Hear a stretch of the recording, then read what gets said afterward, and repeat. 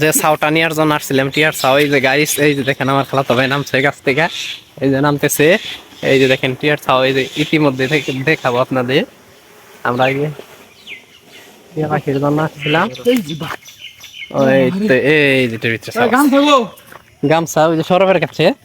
আসো দেখি, আমরা এই যে মাত্র আপনাদেরকে দেখাবো আনবক্সিং করে ছাউ বাচ্চাদের দেখাবো। এই যে অনেক অনেক কষ্টের পরে, দাঁড়া, অনেক কষ্টের পরে, অনেক পরিশ্রমের পরে, অনেক সাধনার পরে ওই 50 ফিট উঁচার থেকে আমরা পেরে নিয়ে আসলাম।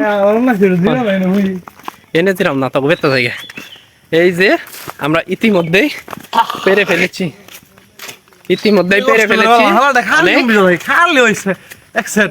অনেক বছর পর অনেক সাধনা, অনেক সাধনা পূরণ হয়েছে আমাদের। খুব শখের জিনিস ছোটবেলার থেকে, বুঝছো, এই শখের। এই যে আজকের ব্লগ, টিয়ার ব্লগ। এই হ্যাঁ, যে কষ্ট করে খাসায় ঢুকাম যায় না।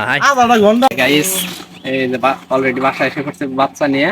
এখন আমরা খাঁচার ভিতরে তুলবো। আজকের ব্লগের সাথে আপনার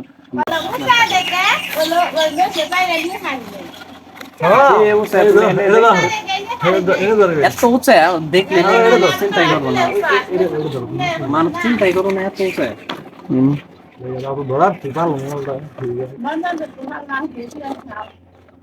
কি আমার বাজরি গাছ না কেউ কি বলে না আমাদের এই কি আপনাদের দেখাবো। সাধনার পরে আমরা পেয়ে গেছি।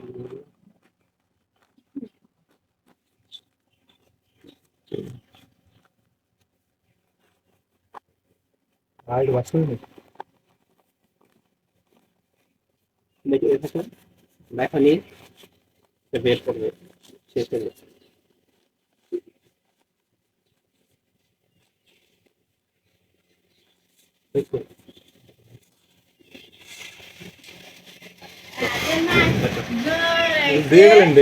দরকার আমার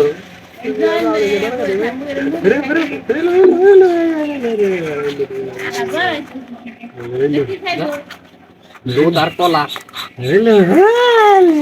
এই যে কত সুন্দর। এই যে আমরা নিয়ে এসেছি, এই দেখেন। কথাই কেন দেবো, কথাই কেন মিটু, মিটু, মিটু। এই যে এই যে গাইস, আজকে খুব আমাদের ভালো লাগতেছে বাচ্চাটা নিয়ে, খুব ভালো লাগতেছে। অনেক দিনের শখ পূরণ হয়েছে আমাদের। ইয়ান দিন আমি যেটা বান্ধা না বললো, এই যে উষা করে যাইবে না।